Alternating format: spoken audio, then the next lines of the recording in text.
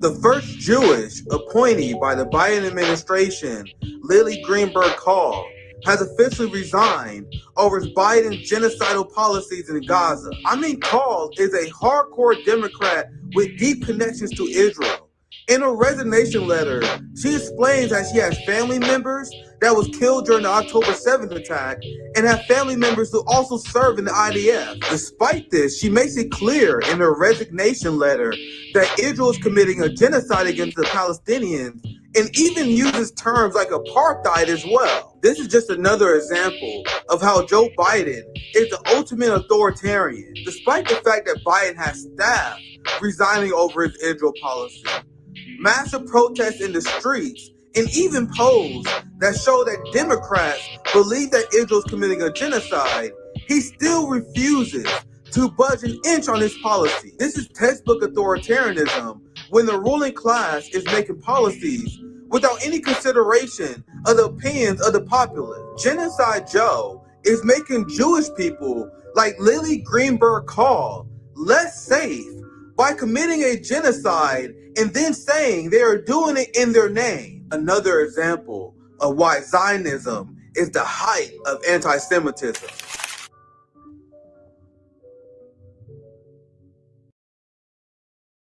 Around 90% of Chinese people support their government, and a lot of Americans would say, well, this is just because they're brainwashed. And while the media and education system do play a role, the main reason that Chinese people support their government is because every generation has seen improving material conditions and living standards. The children of China today live better and have more opportunities than their parents did. And this has been true for every generation of Chinese people since the 1949 revolution. Meanwhile, here in the United States, public trust in government is at an all-time low. Recent polling said that only about 20% of American citizens have any kind of trust in their government. And that's because our society seems to be going in reverse. My generation has less financial opportunities and stability than our parents' generation. We're literally at a point now where our country's life expectancy is decreasing.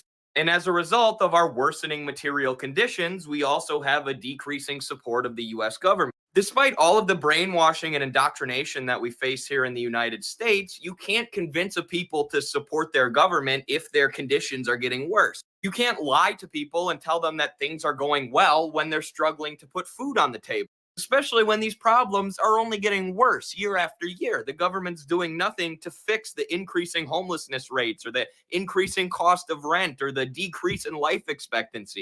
The US government has been letting poverty run rampant while the Chinese government has lifted 800 million people out of poverty.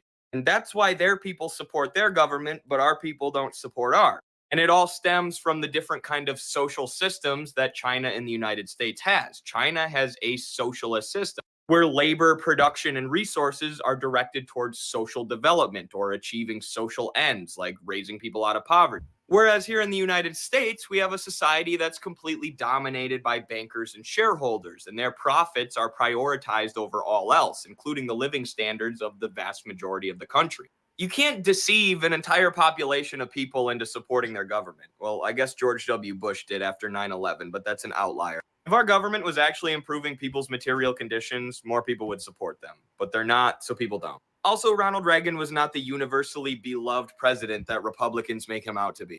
That has nothing to do with this video, but I just wanted to point it out because look. Shit, what's poppin'? Around 90%. My friends, welcome back. My friends and family. Then we got a Friday edition of RBN Live. You already know we got powerhouses joining us today. This is my boy Eddie. My boy Eddie is out here educating these folks about China. We don't have China derangement syndrome here in the RBN community. We don't buy that. Our boy Eddie putting out banger after banger. Our guest, James Rehwald, he put out banger after banger on TikTok. I saw a few of them today as I was doing my research. I was like, God damn. You guys see me. I'm putting out these hotspot videos. I'm trying to tell these little dudes. I'm like, man, I can hang with y'all. I can hang with y'all, but man, I gotta admit, man, these people got too much power. They are too powerful. I'm doing my thing. I'm trying my best to hang with these young kids based at Gen Z who can see through the propaganda. This is why they try to ban TikTok right here. No one is buying empire talking points no more, and you're going to see how the establishment is not happy about that. In fact, they're smearing young people for this. I refuse to condemn other governments as we live in the most violent empire in human history. Why should I hate China when the people in China don't hate their government? Someone explain that to me. As we live in the most violent empire in human history, where Congress in the United States has a 14% approval rating, but you guys want me to spend my time hating China? China, who does this? China property. Beijing launches 41 billion of funds to buy unsold homes. So what they're doing, China is going to buy up unsold homes and provide them to low-income citizens. As we have millions of people who live homeless in the United States. As you have people that say, oh, China is capitalist. Well, this is the kind of policies we want. We want war against the landlords and real estate developers. You have China where the average rent in China is $500. The average salary in China is $49,000 a year. They have free health care. They have amazing public transportation, so they don't have the cost of travel like we do. We have to have a car where I live. There is no public transportation where I'm at. So they have less cost on the cost of living, less cost on travel, a functioning healthcare system, actually beautiful infrastructure. But we're supposed to hate China? China, who hasn't launched a war in 40, 50 years? It was the 70s the last time they had the war. Where are China military bases all over the world? Don't worry, I'll wait. As people want us to dislike. I openly admit I'm very impressed with what China have been able to accomplish. Lifting their people out of poverty and challenging the Western hegemon. Let's see how much of these segments I can get through before our guests get here. You guys know our guest is going to come at the top of the hour. The demand for solo Nick shows is so high. Like, man, I still got to jump on solo even when we have guests. I still got so much to cover. Let's see how much I can fit before my guests get in here. So you have Putin, who was on a 2-day trip in Beijing in China, where they essentially doubled down on their no limits partnership.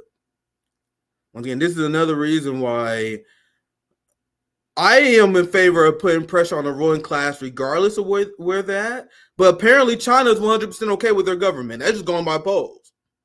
The support for Xi Jinping and the Chinese government is sky high. You guys see why, and Eddie explained that. So there's no reason for me, as someone who pays taxpayer money in our country, to spend any time. That's just my personal opinion. You can disagree with it or not. It's okay. It's okay if you disagree with me. This is not an echo chamber. I love the conversation I had with Nico and Misty. We don't have to agree on everything. It's just my opinion. Why I do not see the value of us being overly critical of China, seeing what they're doing in the world right now. They are building Africa, forgiving Africa debt, and we are bankrupting them. I want to see Africa thrive. In China, and this is in polls in Africa show this as well. I covered this. Polls show that Africans must prefer to do business with China over the United States now. And it's going to get worse as time goes. That's why we see in the United States and France and the West being forcibly removed by many countries in Africa. Niger being the most recent example of this. So I have revolutionary obligation where I want to make where I live better, because even if I was to move to China, because I'd be like, if you like China so much, why don't you move there? For one, I don't know the language. That's kind of, and I will admit that's kind of scary and intimidating to me to live in a place where I don't know the language. And I heard learning Mandarin from English is one of the hardest language transitions that there is, especially later in life. So that's to answer the question. That's why I don't move. And the second reason is because of revolutionary obligation, where I can't convince. I got a big ass family, fam. If I can magically convince these people to move to Brazil or China with me, I'll be gravy. But even if I was to move to China or Brazil, I will leave my family behind. I can't do that. Like and there are people in my family who cannot imagine. My mom, for example, she can't imagine living anywhere else because that's how Americans are brainwashed. They can't imagine living anywhere else. But as I study international politics, as I have this international leftist coalition that I'm building, as I hear from people from other countries, as I have professors from Bet Beat Media who live in China, who explain the reality of China, as I have my hotspot brother Nico, who literally live in Brazil, as I have our sister Josana, who was in Brazil, as we have all these people internationally that tell me how great life is outside the United States, my mind is completely decolonized, and I'm 100% okay with living outside the United States. But we have revolutionary obligation. Revolutionary obligation, my friends. I am okay with, and it's a very strong possibility that I may go to Brazil with my boy Nico House. Because my dream has always been to train Brazilian Jiu-Jitsu under a legit Brazilian black belt in Brazil. Like it's like a highlight of a martial artist. That's all. So I may go away for a while. I may go away for like 5-6 years, but my heart will always be revolution at home because the reality is my family, the people I grew up with, the people I love, they will always remain here. And even if they leave, they may have kids that live here. My niece gonna stay. I can't imagine my niece leaving this country within the next 20 or 30 years. So there will always be revolutionary obligation. But with that said, oh yeah, Diddy, you got to teach me. There are a lot of languages you guys got to teach me because one of the greatest criticisms I take on the chest is my ability to mispronounce many of these foreign names that we be talking about because I'm a victim of American education. I only know one language. I took Spanish and Japanese in 2 years and didn't learn a goddamn thing. That's just the reality of what it means to be an American. So one thing I'm going to do to improve my work as a citizen journalist and my ability to travel internationally is I'm going to learn a few languages here, and it's going to improve my work significantly. I'm debating on what languages I want to learn first. Portuguese definitely is number 1 and 2 because my ties to Brazilian Jiu-Jitsu and my love of the Brazilian culture. So Portuguese number 1. And I heard from Zoya and many of my friends that if you're going to be anti-imperialist, and I've been strongly thinking about this, never in a million years I'll ever consider learning Russian. But in the time that we're in right now, especially as a citizen journalist, they said the best thing you can do is actually learn Russian because the West mistranslates shit all the time. So maybe that might be my first 2 languages. Who knows? But anyway, let's get to the topic. I'm going to be getting these damn topics before my guests get here. We see how well that went. We see how well that went. I read a super chat. Boy, that boy. Andres Alvarez already with a super chat. Appreciate the $4.99. And also, come to Cuba. Yeah, bro. I would love to go to Cuba. I would love to visit Cuba. Cuba is beautiful. Thank you for $50 based on maternal rage. Fam, I am so hype about today's guest. Nice. We got a superstar in the house. I did homework. James has a ability to pick fire music to go with his videos. And that's the one reason why I'm kind of hesitant. Like, we're going to have him on the show, so I don't know if I can show his videos because YouTube will pull my ass real quick. Because I was watching this video, I was like, damn, this shit is banging. We can't have that kind of fun on YouTube, though.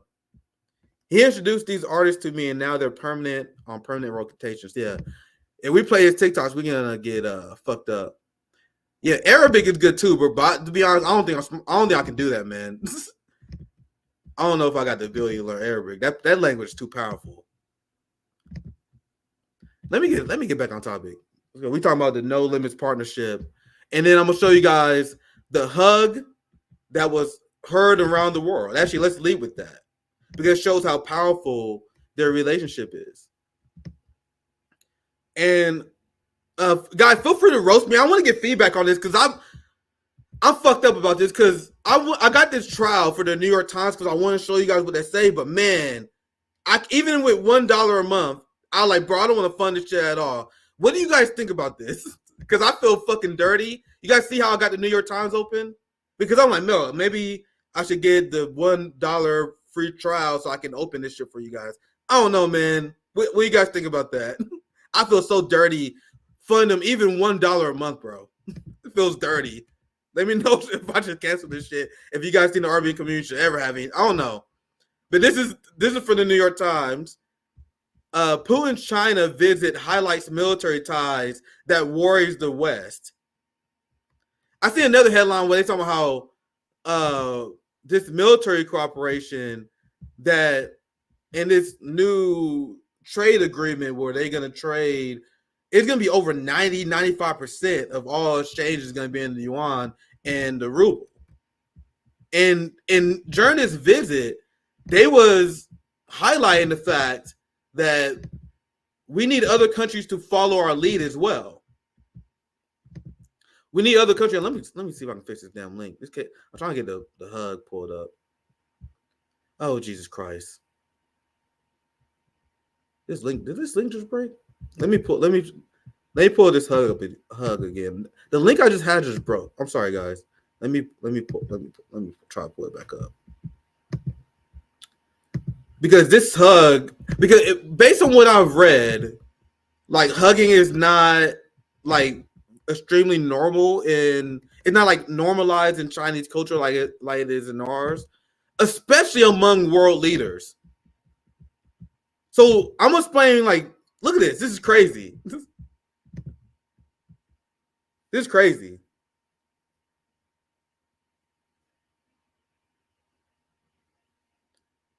And that was definitely planned and tactical.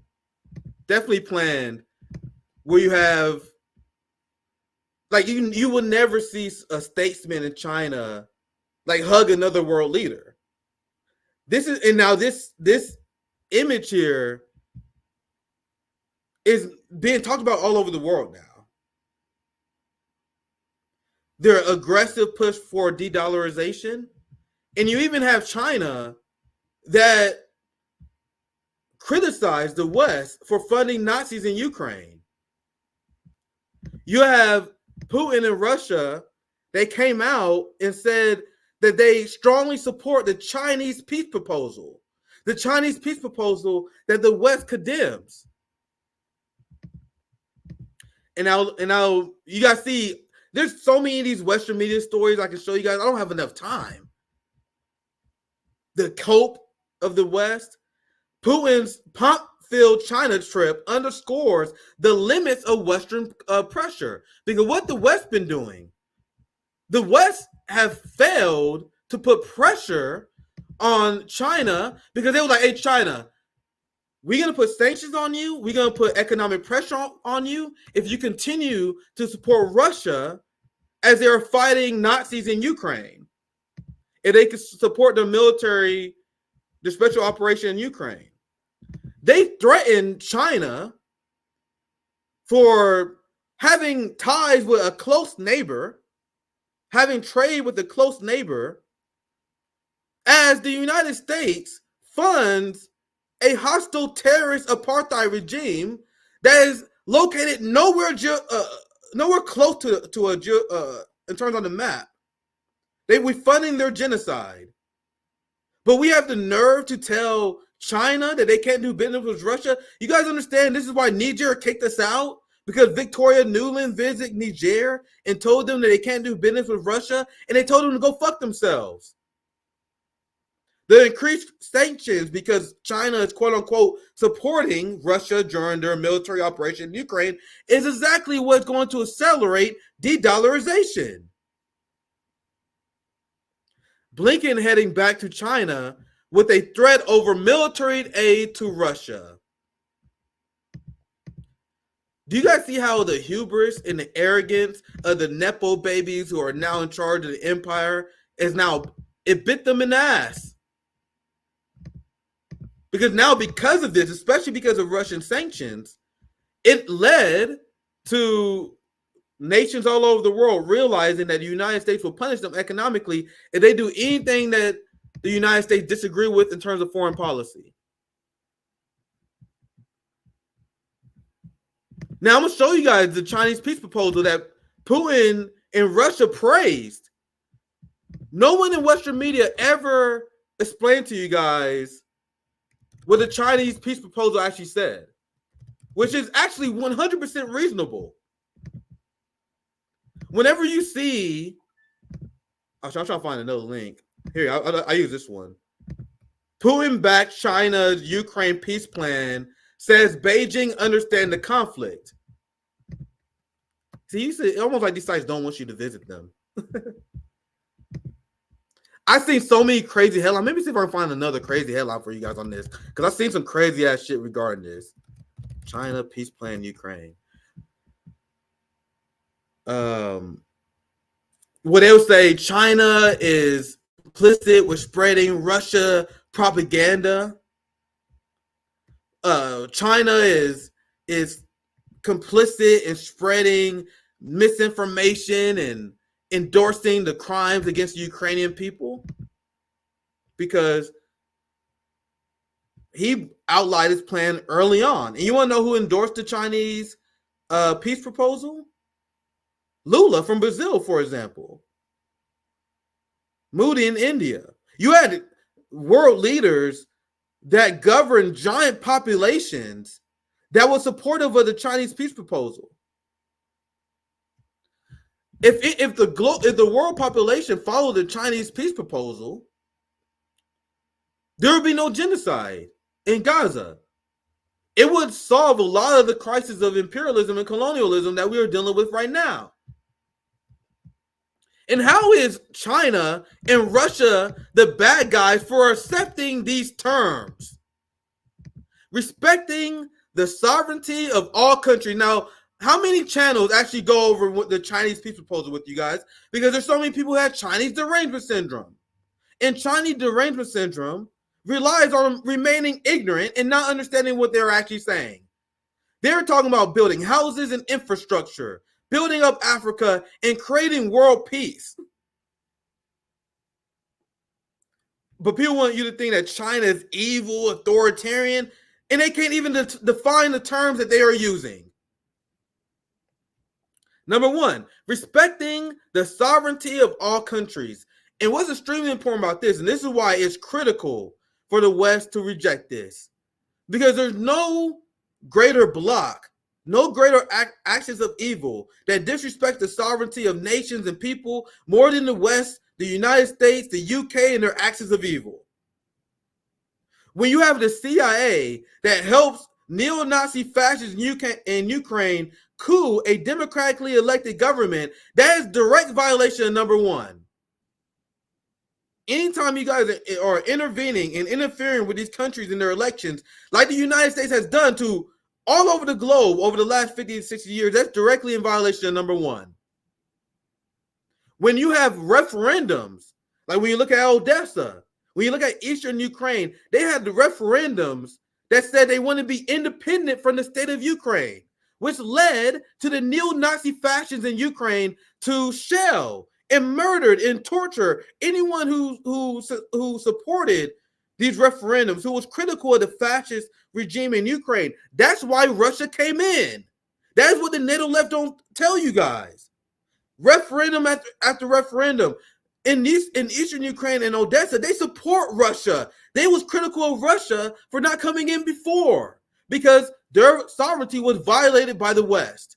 And what Russia wants, they don't want to take over Ukraine. They want Ukraine to respect the sovereignty of these Eastern countries who want to be independent of Ukraine. Meanwhile, in the West, Boris Johnson, every single corporate head talking point, every single politician will tell you that Putin's goal in Ukraine is to take over Europe, which is bullshit. Number two, extremely important, especially me as a socialist, as a Marxist, as someone who wants to see the advancement of the global working class, abandoning the Cold War mentality. The Cold War, I don't even like call it Cold War as you read more about it. That's like the Western framing of it, because war implies two sides are fighting.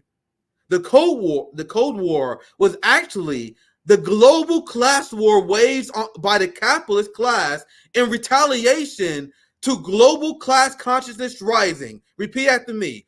We do not accept the narrative and the education that come from the West. The Cold War was a global class war waged by the capitalist class, punishing global population who was standing up to their capitalist oligarchs, their feudalist oligarchs. And in China, in Russia, and any sane person in the world should want to turn the page on that. Ceasing hostilities, essentially talking about ceasefires. I got to speed up my segment here, because I can rant on this all day, my friends. My guest is coming here very soon. Ceasing hostilities, resuming peace talks, resolving the humanitarian crisis, protecting civilians and prisoners of war, keeping nuclear power plants safe, because you know Ukraine loves attacking those, reducing strategic risk, facilitating grain exports. You know, the grain exports that the Ukraine and the West pretend they care about. Stopping unilateral sanctions. Once again, I can do a 30-minute segment on this alone. You guys see how China is calling for the end of the sanction regime that the United States and the West have been promoting? That's why no one in the West supports the Chinese peace plan. And once again, how many channels are explaining this to you?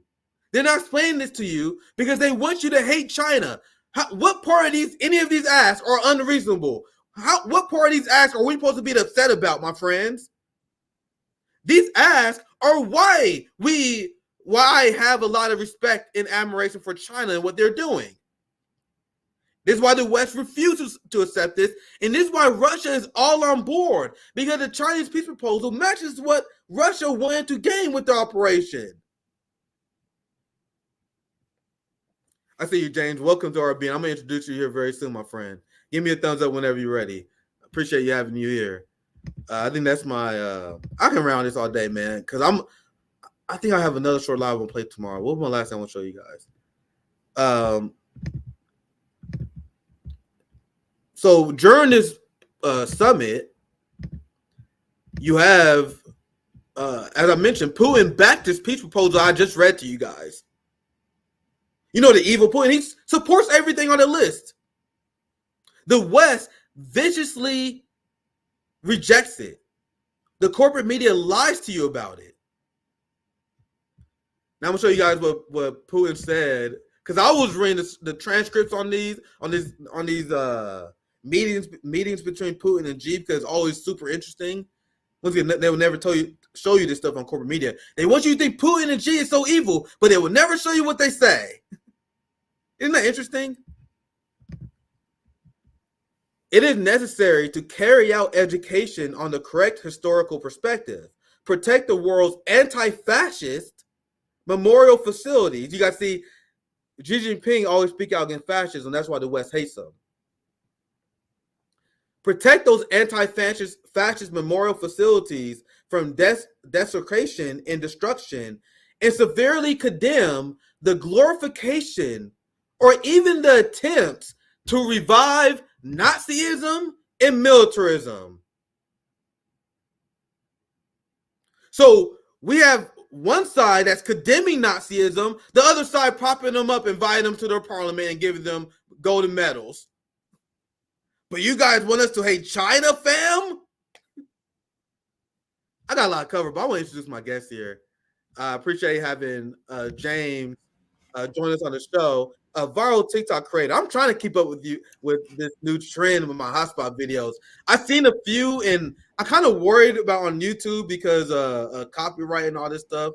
I'm gonna put some in the background. I think it's okay if I mute them, but you put out banger after banger, my friend. It's great to have you on RBN for the first time, James. Yeah, thank you. I appreciate the opportunity. Yeah, since this is the first time you're on RBN, and many of the boomer-minded people like myself are catching up on TikTok, I want to ask you to do a quick introduction of your work. How you got into doing like anti-imperialist TikToks? Usually when I have people on RBN for the first time, I love to give them a proper introduction. So how did you get into this work, and what led you to do this as I prepared my next segment?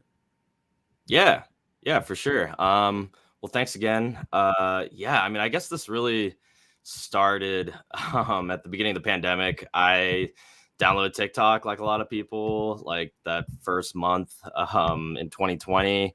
or in March. And I, admittedly was kind of a hater on TikTok. Like I get the ads for all the time. And I was just like, man, this is kind of cringe. Like, I don't know if I want to be on this app. I'm on enough apps as is, but I don't know, just kind of after a while I was like, oh, this is fun. Like there's a lot of sketches, and I don't know, it reminds me of Vine and like the OG YouTube days, and was learning about like history, and there's like fun tutorials. So I was like, okay, it's like a pretty diverse set of content, and I was just using it as a consumer.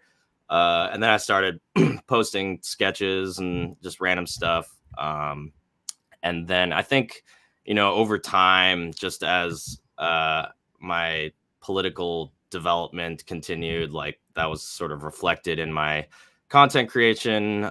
So, back then it was a lot of just, I don't know, talking about Trump and Trump supporters, and talking about the police.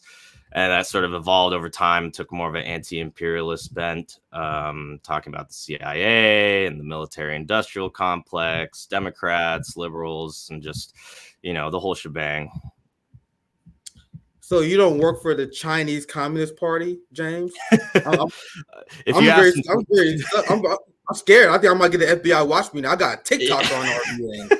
If you ask some Twitter users, they'll accuse me. I've been accused of many things, but no, all independent. I got to mute this because I got a warning from my producers that this may get us in trouble. But I've seen this.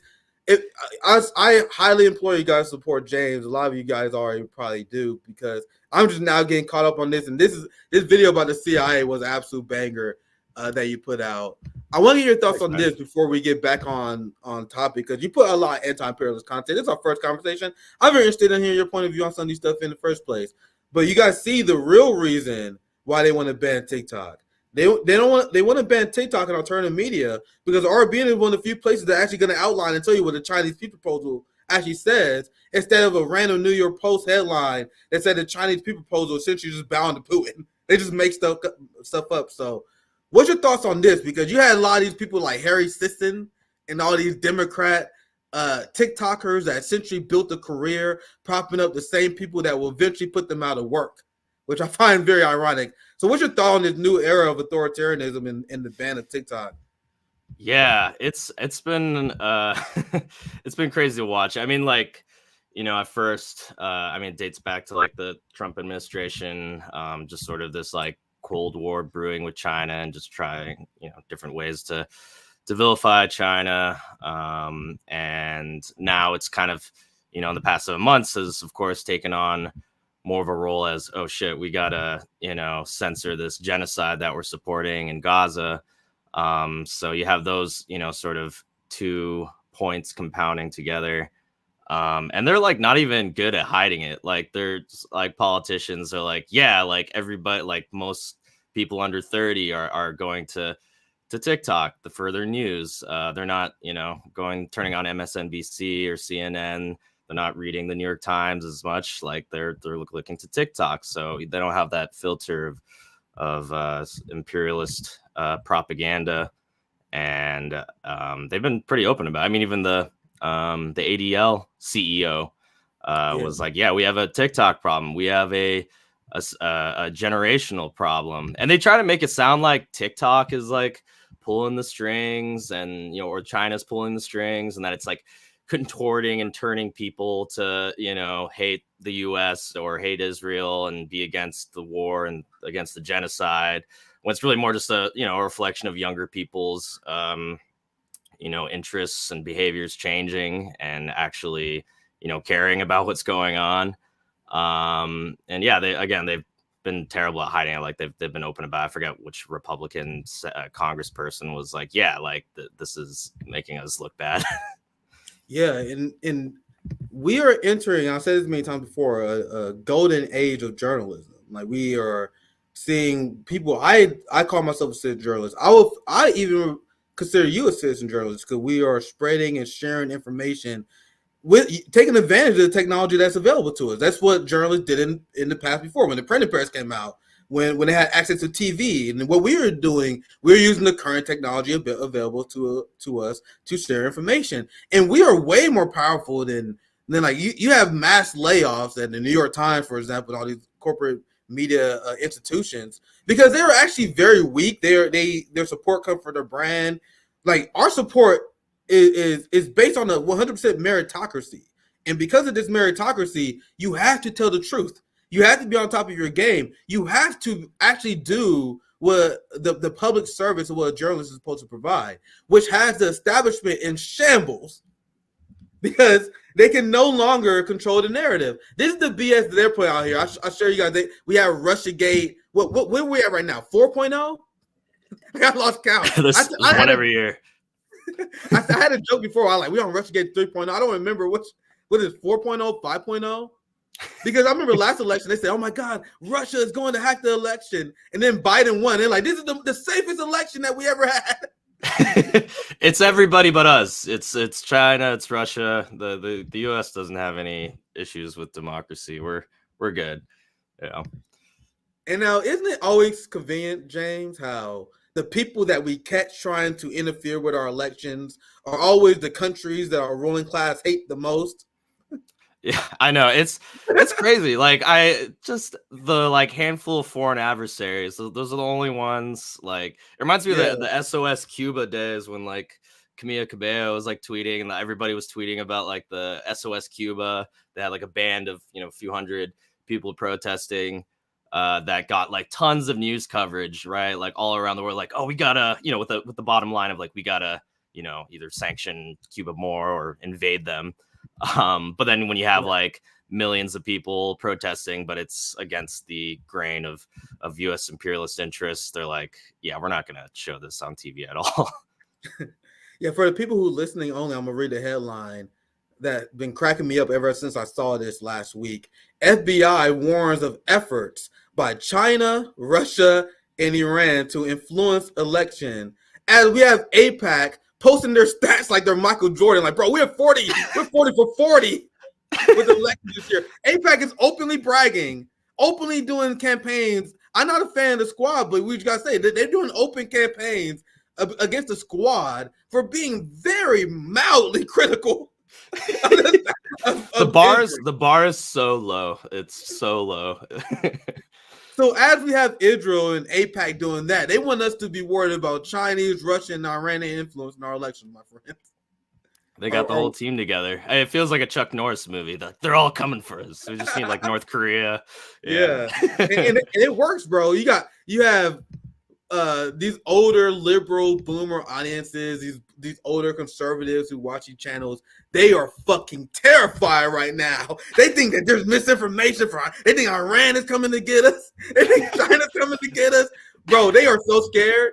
They're gonna show up on our shores and take our freedoms.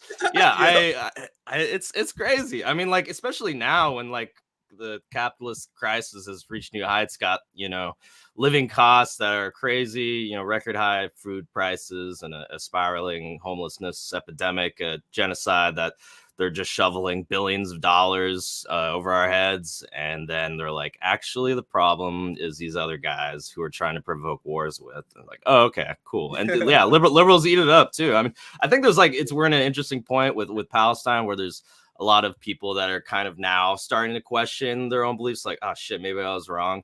But for the people who put their foot on the ground and they're like, no, like, I love Biden and, he's better than Trump. It's just so much cope and it's sad. Yeah. But God, yeah, liberal news media, just a great way to get pissed off. Dude, I wish I could find this video. Fuck, I wish I could find this. I did a segment on this a while ago where it was amazing and adorable video of this Zoomer TikToker where she just discovered what AIPAC was.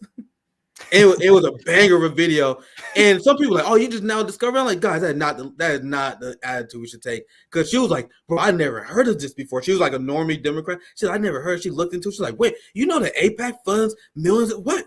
It was a great video, and you're seeing this pop up more and more. Like people, like this is an issue I've been covering ever since my start as a citizen journalist about 4 years ago. This has been my top issue. And now people are realizing why that's been my top issue, because people are realizing that this election has been hijacked completely. Do you have anything you want to add, James? Yeah, no. I mean, it's pretty incredible watching these folks, and yeah, definitely good to unite and win over those people who are now starting to like be curious and want to actually understand what's going on. And I mean, like, this elections really put everything into focus. Like, oh, cool, we got to pick like the lesser of two genociders. Like, this is where we're at. It's fun watching those TikToks pop up, and everybody's just so eager to like learn more. It definitely makes me feel a little better. Like, okay, people are starting to listen.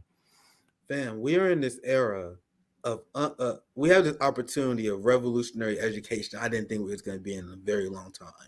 Like, there are people, like, guys, you guys seen that Crystal and Cal endorsed Joe Stein, for example? You know, the guy, the people we destroyed on the channel because there was Crystal Ball said that if you support third parties, you need to grow up. That change happened in a year or two, my friends. And I am not one of the people that want to look at Crystal Ball right now, Crystal Ball and Cal right now. And you guys know this is the direction of the channel, the new era. Like, I don't want to look at these people like, haha, I told you so, fuck you guys. You know, this is an era where people who are realizing that their liberalism led them astray.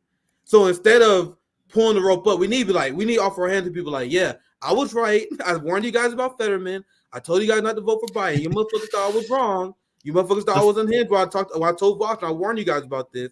But hey, I was right. But hey, man, welcome to the team. That's the era. That's the mindset I have right now. We in this position where people, they would never look at, and it's kind of fucked up. They would never look at us in the face and tell us that we were right. But it's okay. Like, I'm so glad that people are here, and I don't even know where this is going yet, because I'm seeing the amount of people rebelling against the system because of the genocide at an all-time high. You have anything you want to add to that before I move on to the next segment? Because it's related to that. Anything you want to add, James?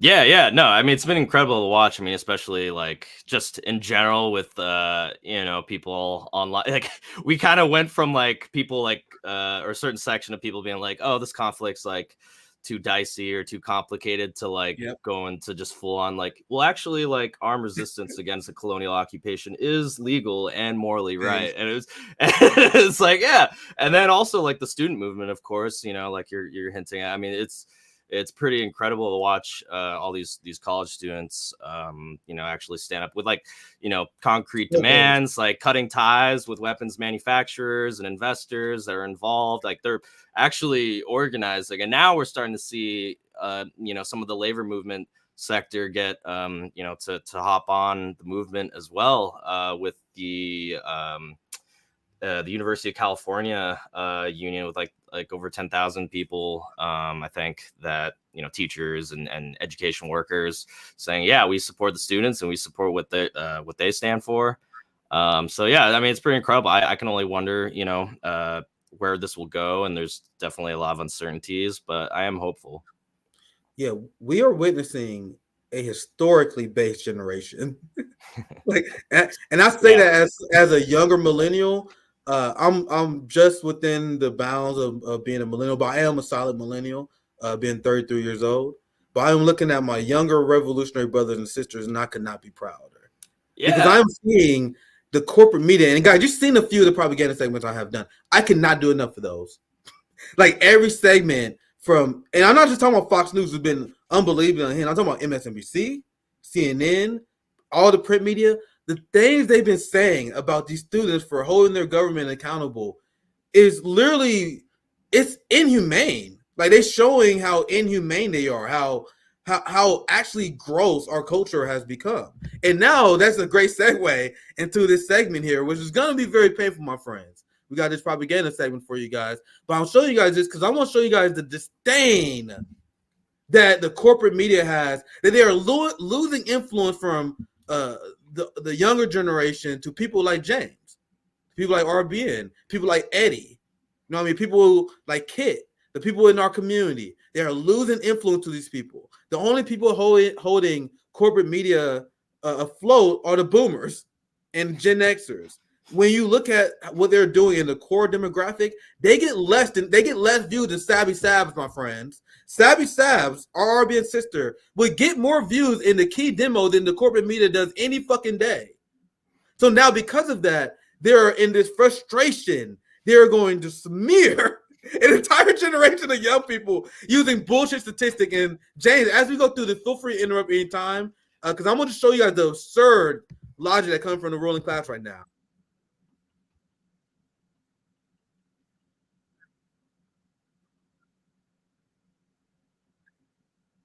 Was the sound coming through?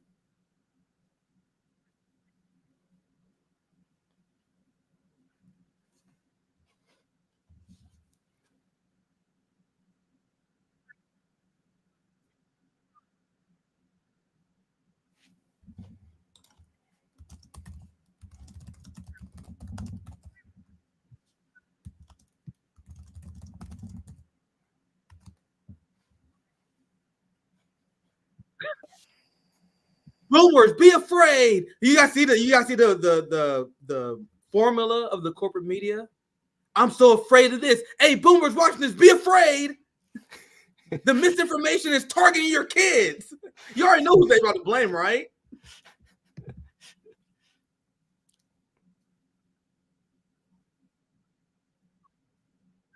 How is it?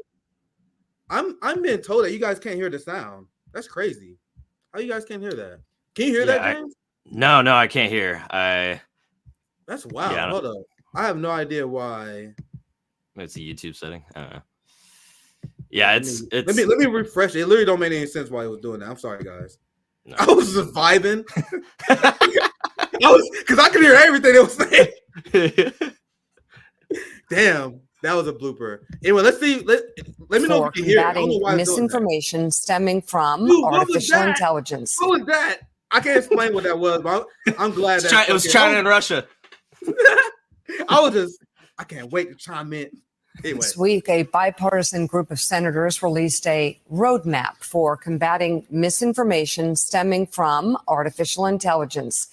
It encourages AI creators to implement robust protections ahead of this year's election while still protecting First Amendment rights. And joining us now is NBC News correspondent and anchor for NBC News Now Daily, which is doing great, by the way. Love watching you guys.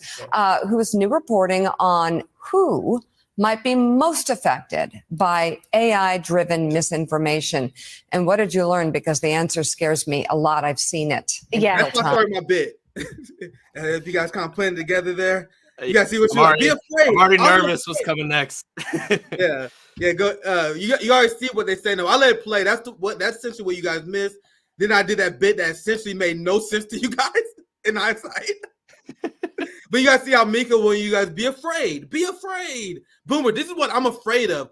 This is the misinformation aimed at your kids. That's the bit you guys did get at the time. It's insane how we never hear about the AI misuse and the online disinformation campaigns that come from the State Department and the CIA. I mean, they've had their own reports about how we're investigating our own use of social media to influence public opinion here and abroad. But I'm guessing this isn't really going to be focused on that in this news segment. Yeah, this shit is good. And the reason why I want to share it is because this is why they fear James. This is why they fear independent media.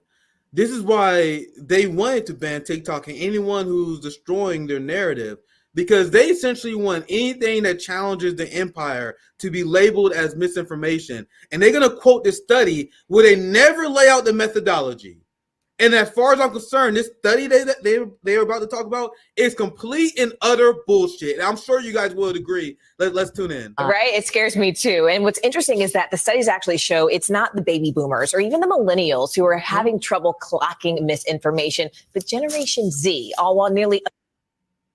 Here it is. You guys see where they're going with this? This is the segment where they get the Gen Xers and Boomers. You know, the few people actually watch this, other than my crazy ass, to hate the Zoomers. The Zoomers are the problem. The people in the streets are the problem. James, do you want to chime in? I'll let it continue. Yeah. No, I mean, I feel like the past few years we've seen this evolution of propaganda to go to the point of accusing people and institutions and countries of disinformation as disinformation. No, that's disinformation. It's no, that's just information. Yeah, the use of independent media and anything that just goes against the grain of imperialist interests is automatically just deemed some sort of astroturfed campaign, like as if people can't arrive at these conclusions themselves. It has to be, Russia or Iran or China pulling the strings. And, that's where we are. And it's kind of funny watching these news segments just the past 7 months. It's like they're really just throwing a temper tantrum that people aren't listening in anymore. They're like, fuck, we're losing all our views. Yeah.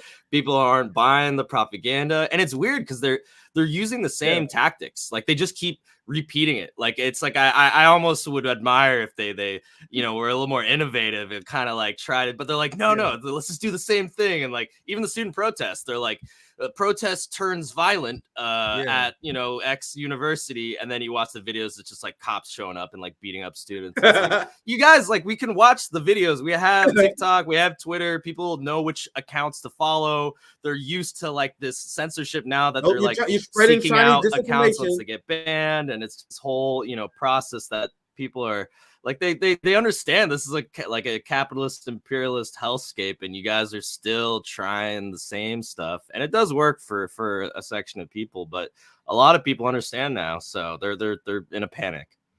I know you think you saw the police starting the violence there, James, but are you sure it wasn't Chinese disinformation? See, this is what we're talking about. This is shit we talking about. You guys assume all the videos that you guys see of police beating the fuck out of Americans is legit. You ever consider that Putin want you to see that? That's what they're about to tell you guys. You guys think I'm doing it? When you try to end a genocide, that's how Putin wins. That's how the terrorists win. All right. It's like, I don't know, man. I just don't like genocide. What are we even talking about here? Yeah. If you guys think I'm overdoing their mindset, I promise to God I'm not, bro. Listen to this segment. Studies actually show it's not the baby boomers or even the millennials who are having trouble clocking misinformation, but Generation Z, all while nearly a third of adults under the age of 30 regularly get their news from TikTok. So, of course, we wondered, how does this generation actually distinguish between what's real and what's fake? And what does all of this mean for how they're going to vote this year? The answers we got, trust me, they were pretty surprising. Misinformation is everywhere. This is bullshit. From altered voices at a college football game. I hereby resign. You guys see, they showed a clip of people saying, fuck Joe Biden. And then they say people are concerned with misinformation. What is misinformation about that? So people's opinion about Joe Biden, you're deeming misinformation?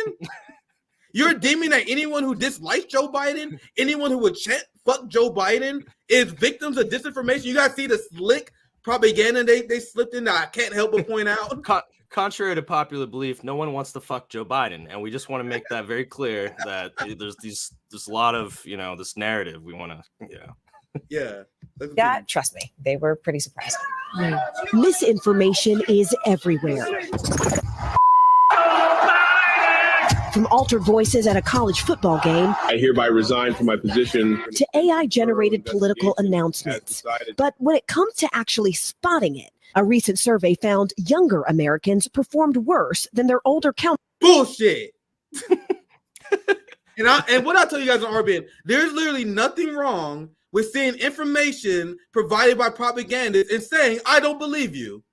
Show me your work. And I promise you guys, they are not going to show your work. But I'll let it continue, because I know you guys won't. Counterparts on a misinformation test designed by the University of Cambridge.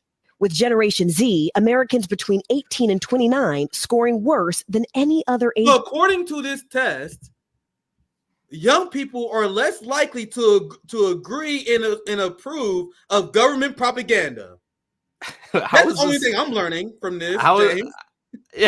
How was this survey constructed? What was the sample size? Who did they survey? Like, we talked to this guy, Bill, that we found on the street, who hates young people but loves our channel. He's saying that there's a lot of misinformation. Yeah, this is dumb. Dude, there's so many questions, and they're not going to explain it, guys. How you frame the question, what you was asking about, what are you deeming misinformation, what are you deeming factual, what are you deeming good sources. If they actually shared that, we will laugh at them. I promise you. But anyway, let's continue because it gets even worse. Group. So what does that mean for this upcoming election? And that's an amazing thing, but of course. We sat down with a group of Gen Z journalism students here at Bucks County Community College to find out. Okay, so about roughly Gen Z. They went to sit down with Gen Z journalism students. Bam. What the fuck is a journalism student? These rubes are going to school and paying tons of money to learn journalism? You mean the working class profession? You mean the profession that's been a working class profession for centuries? You going to school for journal? Am I like, that's the weirdest thing to me. You guys realize that I got thousands of people who read and follow my journalism. James does too. I didn't go to school for journalism. You don't have to go to school for journalism. It's an absurd concept. What they're teaching them is not journalism. They're teaching them propaganda. So I'm gonna play the part again. You're gonna hear from these student journalists here soon. For this upcoming election. And that's an amazing thing. But of course, We sat down with a group of Gen Z journalism students here at Bucks County Community College to find out. Okay, so about roughly half of you get your news from social media. What if I told you that studies have found that Gen Z is actually more susceptible to misinformation than older generations? I would believe it. You believe it? Yeah. It's no surprise because Gen Z basically grew up with tablets and iPhones. You guys see how we was immediately skeptical of this shit? But this journalism student was like, yeah, I believe in all the fucking bullshit you gotta tell me. I actually like the bourgeois institutional approach to journalism. Teaches them how to make their employers successful, really help keep things within the line. They follow the processes. So I don't see the big issue, Yeah, they see journalism as an art form. And what I mean by that, they're like, look how well structured those paragraphs are. Look at his citations. Like they talk about, they look at the nerdy shit. Like, no, what's the quality of your work? Who are you exposing? Guys, you guys know my grammar is horrible. like I'm not a great linguist. Like I'm not an educated person, but I will not get laid off. I can't get laid off. These journalism students are fucking going to a dead end career. You studying journalism to get a job at print media when print media is dying, sir? Who advised you? I wonder if in school they as part of the process they have like realistic editors, like some like New York Times editor that just like crosses out everything on their papers. Like, yeah, we're not saying any of this shit. Like, just completely give them a new paper. Like, this is what you're supposed to say. Like, you ready for your job? Like, yeah, it's depressing to think about, but it's the reality. Yeah, we're gonna finish this segment up here soon. I'm gonna see how much more I can stomach of this. Feel free to interrupt anytime. Believe it. You believe it? Yeah. It's no surprise because Gen Z basically grew up with tablets and iPhones. I mean, we're the Facebook, YouTube, TikTok, Twitter generation. It's all on the same thing, all the same platforms, both real and fake news, and there's no really differentiating. So we decided to put them to our own test. So each of you has a card. One side has real, one side has fake. Showing examples of fake news and real news found on the internet, some of which were created by AI. They spotted several of the fakes pretty easily, like this AI-generated image of Joe Biden in military fatigues. Did you guys do an example of how you guys lied multiple times? Like, for example, you guys lied about how Al-Shifa Hospital was Hamas headquarters. Did you guys explain that? Do you guys explain, and do you do a literacy test explain how you guys lied about weapons of mass destruction? Is that something that you guys do? Why are you guys making up examples of fake bullshit when you guys lie all the time? Go, JJ, have anything you want to add? I think I'm gonna It's funny because like I feel like for years like before October it's like it was a lot more like subtle the way they propagandize, but like after October it's just become so stark, like from the 40 beheaded babies to like the mass rape and throwing babies in the ovens, like cartoonishly evil stuff coming from probably the IDF, Mossad, CIA, State Department, just saying stuff, and these news outlets just parrot it uncritically, and then like actual atrocities happen and bombing every hospital, university. I mean, it's kind of a joke now. Like you can't even watch this and like really take it seriously at all. Like they're talking about like a handful of Zionist students whose feelings are hurt by people saying an end to a genocide, and then they won't even cover that they've decimated every university in Gaza. It's just like, how is anybody still watching this? Like it's unbelievable. They created a whole ass hoax out of thin air. Like this whole anti-Semitism bullshit, this whole thing about Jews being unsafe on campus. it was completely manufactured out of nowhere. Like, I know the science of manufacturing consent. I know how the corporate media works. But as a student of this science, it's like witnessing a black hole. Yeah, you know how the way they go ahead. Yeah, sorry, no, I was just gonna say, and No, the way you they always frame it, it's like they weirdly do the anti-Semitism themselves, the news media, where they're like, oh, like they frame it as if like all the Jewish students are over here and they're the same as Zionists, like all the Jews on campus are all Zionists, and that, you know, they completely ignore that there's plenty of anti-Zionist Jews that support or that are pro-Palestine, and they make it sound, they like weirdly make it like unsafe for Jewish people going against what they're saying like, oh, you know, you're if you're Jewish, you support the settler colonial project, and if you're against it, you don't exist, and it's dangerous, and obviously on top of, you know, the discrimination and that Palestinians face in the U.S. But yeah, it's so insidious, and it's so funny when people try to bring up anti-Semitism. I'm like, bro, if you really want to combat anti-Semitism, you have to be anti-Zionist, the state that seeks to conflate Jewish people and Judaism with a genocidal apartheid regime. Like, bro, like this needs to stop. Like, what are you talking about? So Exactly. Yeah. You have Biden that is committing a genocide. He is funding a genocide. A Catholic is funding a genocide. And then he is saying to the world that I am funding the genocide, but I am doing it for the Jews. And if you don't like it, you're not a real Jew. He did the Trump thing. He's like, you ain't black if you don't vote. It's just like he's doing this. Oh God, it's just insane, man. Yeah. If you don't like it, you're part of a mosque, even if you're Jewish. Like the most religious, the most hardcore Jewish motherfuckers don't like Israel. You know what I mean? Yeah. Their free speech is threatened and robbed under Zionism. They are faced with financial and capitalist retaliation because of Zionism. There is no greater threat to the freedom of speech, the safety, and the harmony of Jewish people other than Israel and Zionism. You have, and I said this many times, like you got the Catholic calling peace-loving Jewish people anti-Semitic because they don't support the Catholic, sending bombs to bomb Muslims and Christians in the Middle East. Do you guys understand how absurd this is?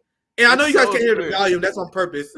Monetization purpose. I highly implore you guys.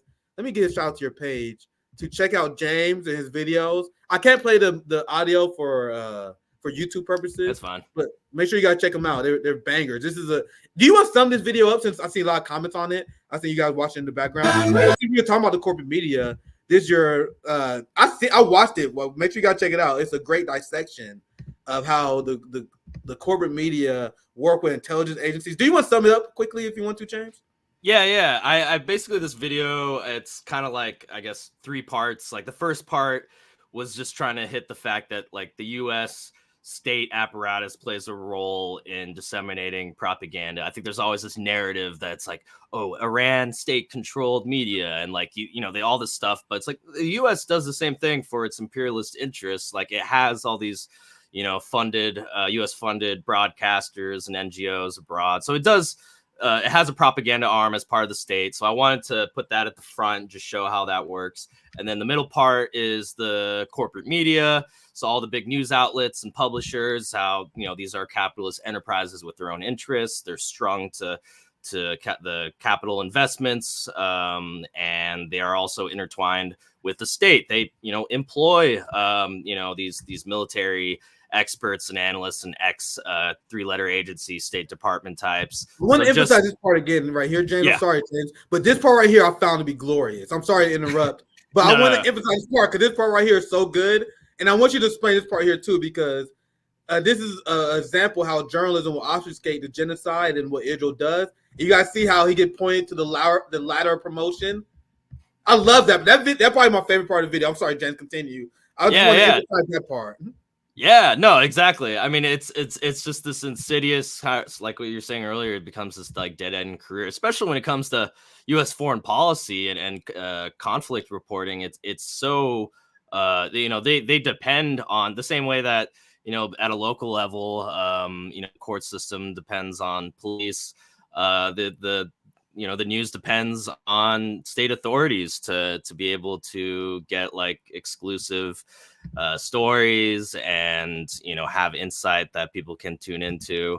So yeah, they parrot state propaganda all the time, and when you're a journalist and trying to be successful, you have to play by those rules. And yeah, I posted that video back in like 2022 or 2021. And I mean, I hopefully it may have prepared some people for the propaganda That's how blitz good that the would video come. is. It still holds up to this day, especially the part about the Palestinian being shot. Yeah, it's just so crazy. I mean, it's like the same shit you see here in the U.S. where it's like, the news headline will be like, officer involved shooting results in like a dead man or something, and then you watch the video, it's just like an unarmed black guy getting like just murked by the cops, and it's like, okay, that was not like what you communicate in the headline. And then the same shit happens in Israel because Israel's a U.S. ally, and the U.S. supports Israel for its own interests to power project. And yeah, it's insane the way that they frame it. And of course, the U.S. doesn't have any issues with if a Russian missile killed Ukrainians, they'll just say it outright. But when Israel does it, it's like cartoonishly indirect and passive. It's just like explosions said to occur resulting in potential deaths of something allegedly, and it's just such a like word salad that the end result is that liberals will read it and be like, yeah, I feel informed, and sounds like there's some sort of conflict here with deaths happening, but it's just like, that's it. There's no perpetrators, no victims, no clarity on who's doing what to whom. Yeah, dude, I wish I could find this poll. Dude, I reported on this a long time ago on how most Americans don't know. I think it's changed now because I reported on this before October 7th. Most Americans pre-October 7th, and probably still to this day, don't know who causes more casualties in the Israel-Palestine conflict. For example, most Americans think that Palestinians killed more Israelis than the obvious alternative. Like the difference between kill counts between both sides is gigantic. I posted the chart between how many Palestinians was killed versus how many Israelis been killed over the last 20 years, and it blows the mind out of Americans. Most people think that chart is the exact opposite, and that's by design, and that's by the language that our corporate media uses. I have one more quick topic I'm gonna ask you about regarding the genocide in Gaza. I'm gonna get to some quick super chats, and then we begin to wrap up here very soon. I read this one earlier. Thank you, Andres. Thank you for $2 penny. Georgia passed foreign agents bill. EU condemns it. Oh man, I gotta read that. I already know it's some fucking insanity because they've been these Republicans, bro. They've been in the lab cooking. They've been in the lab cooking the most craziest bills that we've seen, like the Josh Hawley and Tom Houghton bill I covered that would send student protesters to Gaza. Yeah, Easily one of the top 3 most unhinged bills that have ever been crafted. Ever. I thought it was like satirical. I was like, wait, is this real? And I was like, oh man, this is. It's one of those things where they know it would never be implemented because it wouldn't be legal. And that's why they're building. That's why they're building the pier. They want to bring in all the college students, all the Ivy Leagues, where Hamas is now. Yeah, it was one of the things where they know it wouldn't be law, but they just wanted to tell people what they wanted to do because they know there's a genocide in Gaza. So they're like, we want to send you there and murder you, motherfuckers. We want to genocide you too. Yeah, it's so unhinged, dude. Yeah. Zoya's love Zoya's life, who's like my booker, my advisor, everything now, I guess. She got me on Georgia, my researcher as well. I got to read up on that for sure. Let's continue some other super chats here. There've been so many of these fascist bills that have been coming out, especially regarding free speech. The one I covered in my hotspot video, they said that you will be labeled a domestic terrorist if you are disciplined by your school for anti-Semitic hate speech. But before they did that, they pressured colleges and universities to adopt the Congress's resolution where they said that anti-Zionism is anti-Semitism. It's literally one of the most insane like direct steps to fascism I've ever seen, like right in the open. First, they redefine anti-Semitism. Then they pressure campuses to adopt the anti-Semitism definition, and then they force them to discipline students. Then once the students are disciplined, they are now officially domestic terrorists because they fall under the people who are disciplined for hate speech. It's crazy. It's crazy. The constant conflation of anti-Semitism and anti-Zionism at every level, from the political to the media class to schools. It's crazy. I even outside the U.S., like in Europe, especially, the footage I see coming out of Germany, it's crazy. These Polizei are I mean, they just look like fucking Nazis. They handle like pro-Palestinian protesters, like pulling their face back and like fucking yelling in their ear and just like moving. I mean, they just look like they look like Nazis.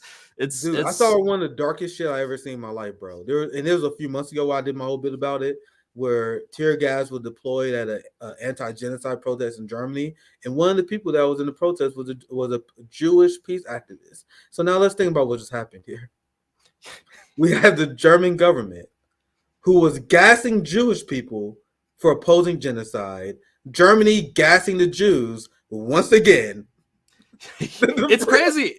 I saw a statistic, and I can't remember it, but it had the, you know, like the percentage of Jewish people like at the national and the local level at like wherever the pro-Palestine protest was happening, and the arrests, they were heavily overrepresented. Like Germany, it was like close to half of them were you know, Jewish anti-Zionists. And it's just crazy. Like Germany's just like, we gotta beat up all the Jews to protect them. It's like, what are you like? Germany is full fast, is full cuck.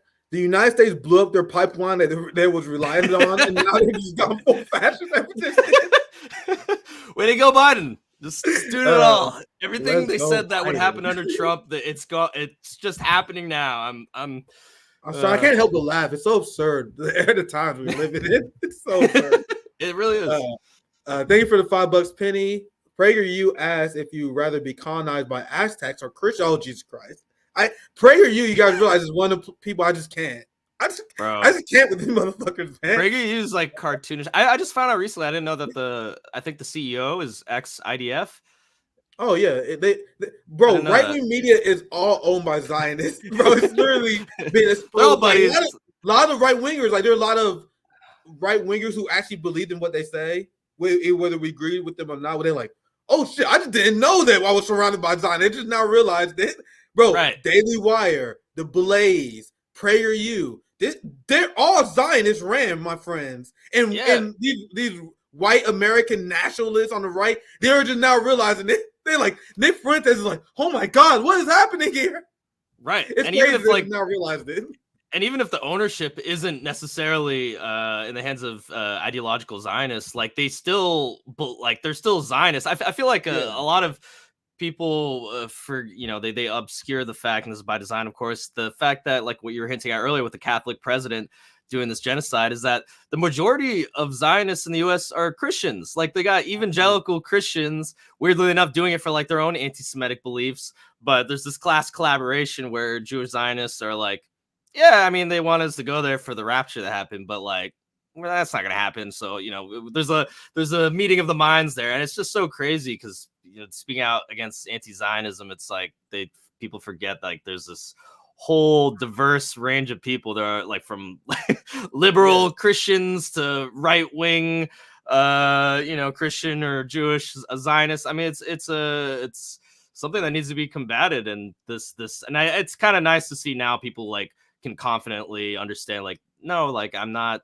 anti-Semitic. Like that doesn't even make sense. Like the people aren't fazed by it anymore, and they're still trying the same propaganda run. Yeah, Lee Camp said something on my show yesterday that blew my mind. Make sure you gotta check it out. And I never thought about it like this, where there's more American Christian Zionists than there are Jews in the world. I'm like, what? Wait, hold up. I guess that is true. That's crazy, bro. When y'all put it like that, y'all realize the main driver of Zionism is these Christian fascists. It's crazy. That's the reality. And then to top it off too, it's like it's just so mind-boggling. You got like Christian Zionists supporting this Catholic president, head of administration, to help Jewish Zionists bomb Muslims and even Christians. Like Christian churches, along with mosques, are getting bombed. The already dwindling population is now like, you know, coming close to being eradicated. Like it's like Christians killing Christians for imperialism, right? And it's, as much as I like to talk about the religious aspects, you know, in the end of all this, it's really just in the interests of imperialism. Yeah, and that's why I mentioned with Elite Camp, it's always important to keep the framing of this, the battle of anti-colonialism. But every once in a while, I always try to expose just how ridiculous even their arguments are at face value. But the anti-colonial arguments are the absolute most important, but their arguments are stupid too. And I just like to point that out every once in a while. And this is why Christian Zionism is pathetic. Another church bombed. Isn't that their holy land? Like, it's crazy. No, Jesus was like a white dude from Mississippi. He voted for Reagan. You know, like I don't know, Middle Eastern. No. See, this is the thing, because, and I'm not like a scholar on religion or whatever, but isn't that like both their holy land, all their holy lands, like it, like that's why like Christian Zionists are okay with Israel, because they want to protect the homeland, and so they consider it holy too. Why are they okay with someone's blood being spilled on their holy land? Like, there's so many questions I have. I'm not religious, but it's weird to me, like, that you guys would, no matter what, like, no matter, like, you guys, why are you guys okay with bombing of churches, blood being spilled on the holy land? Doesn't make it, just, once again, doesn't make sense to me. But the religious arguments are not the most important ones. I do want to finish this question. I cut it off, so I'll finish your super chat out of respect. PragerU asked if you'd rather be colonized by Aztecs or Christians in order to defend Israel and smear anti-imperialist and reparation activists. See, I cut it off like halfway through because like the question is absurd. Would you rather be colonized?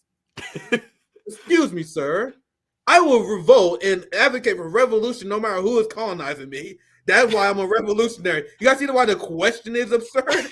It is beneath me to answer that. I know Penny not getting colonized. You're not allowed. You can't pick it. This is like an age-old argument too. It was like the justification for so many colonial empires. Like, well, if we don't do it, they're gonna do it. So we gotta do it. I know Penny didn't ask that question. I know that was the PragerU question, by the way. Just be 100% clear. I'm not bashing Penny, because that's the question from PragerU. Like, that's the question. The question is absurd. I don't want to answer that because it's so absurd.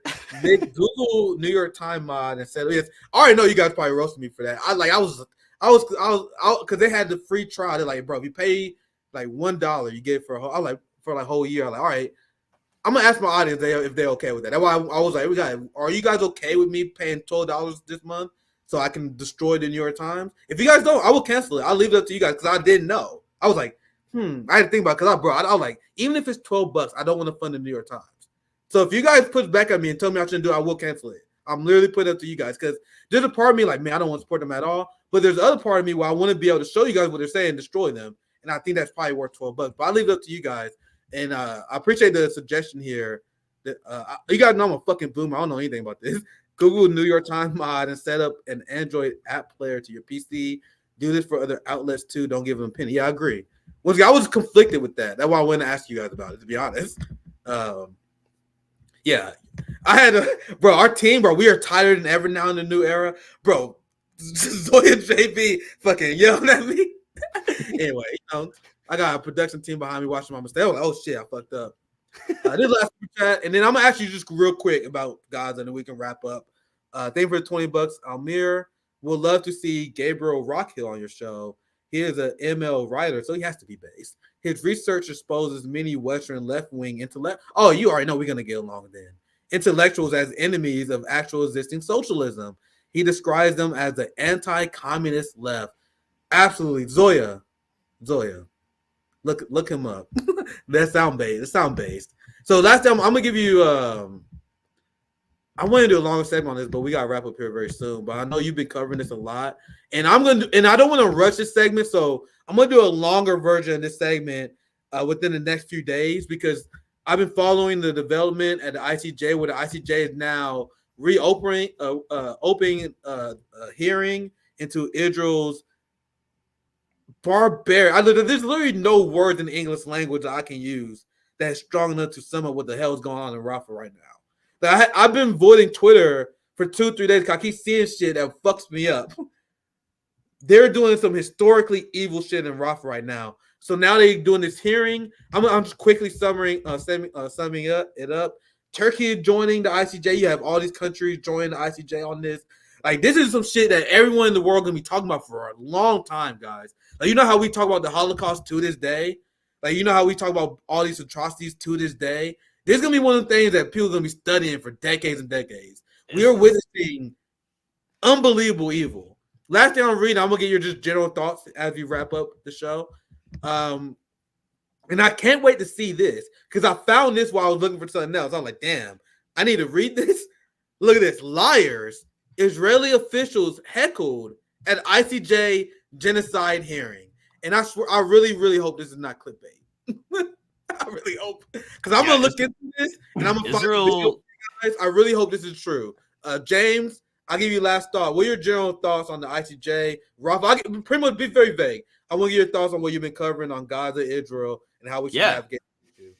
Yeah. I mean, I think Israel's accusations towards the ICJ and South Africa have been unhinged. Like, we've gotten to the comedic levels of like, oh, okay, South African lawyers are Hamas now. Like, this is what we're doing. But as far as Gaza, broadly speaking, I mean, to everybody out there, continue to organize and to agitate, create these coalitions between different organizations and have concrete demands, and also support the Palestinian resistance. They are the only fighting force that's resisting their own extermination. They're constantly slandered in the media. So it's, our job to try and unite with the proletariat of the world and the progressive revolutionary forces, which includes this united front in Palestine. Continue to teach people, to provide political education and organize. Yeah, it was great to have you on. We definitely will be reaching out again. James, anything else you want to promote? Anything you want to mention as we sign off here? Yeah. I mean, I guess just you can find me on social media if you just Google my name. And the other thing I'd promote is, just broadly speaking, the National Democratic Movement in the Philippines. I'm half Filipino, and there's, U.S. imperialism is very much affecting the Philippines, as it has since it was a U.S. colony and now exists as a neo-colony. The struggle of Filipinos is very intertwined with the struggle of Palestinians. If you're interested, there might be an organization in your area. There's like Anik Bayan, which I'm a part of, Gabriela Migrante. We work with a lot of other organizations. So yeah, learn more about the National Democratic Movement in the Philippines with a socialist perspective. Yeah, well, make sure you guys check out James. You want to take this last super chat I saw? I appreciate the super chat. It's based from Eternal Rage. Will you ask James how he finds the music he picks? Yeah, I don't know, man. I'm on like YouTube and Spotify. Sometimes my like Discover Weekly will hit, and I'm like, oh, okay, this is cool, and then I'll like create a new radio off of that, and then find like other songs similar. Honestly, TikTok, like I'll find a lot of great stuff on there. I don't know. Sometimes I'll start with the song. Sometimes I start with the video concept, then try to find music that like kind of matches it. But yeah, I mean, really just trying to go into every corner of the internet looking for all the good stuff. And I have a playlist on my YouTube with like all the music I've used, if anybody's interested. Yeah, well said. Thank you for joining us once again, Jan. I'll put you in the back here. Also going to make sure you guys support us on Patreon. Make sure you check out the JB and Savvy show yesterday if you missed it. Also was live with Lee Camp last night, our last afternoon as well. Hope you guys have been enjoying. I told you guys, banger after banger guests here. I have another hotspot video releasing later today. I told you guys, man, I'm trying to keep up with these young kids. So thank you guys for watching. Take care, my friends. Peace out.